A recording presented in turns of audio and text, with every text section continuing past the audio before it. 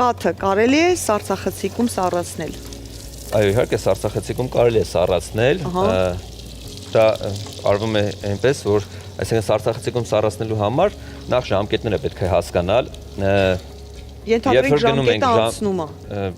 Չպետք է թողենք, որպեսզի հասնի ժամկետը անցնելուն, քանի որ հստակ ժամանակացույց ու պահպանման ես չեմ կարող ուղղորդել, ինչ ձևաչափով է պահպանվել ու տեղափոխությունը ոնց է եղել։ Որովհետև ներողություն, շատ մարդիկ տեսնում են, որ ժամկետը արդեն անցնում է, որովհետև մի բան են ուզում պատրաստել, բայց ժամանակ չունեն, մտածում են, լավ, դնեմ սառցախցիկի մեջ, թող դեռ մնա այնտեղ, թարմ։ Ինքը լիարժեք թարմություն չի պահպանում, ինքը լիարժեք թարմություն չի պահպանում, այսպես ասեմ, սառեցրած ու հետո սենյակային ջերմաստիճանի բերած կատնամթերքը ոչ բոլոր ուտեստների կամ դեսերտների մեջ է անհրաժեշտ օգտագործել, քանի որ ջրազրկման process է լինում, այսինքն սպայտակոսներն ու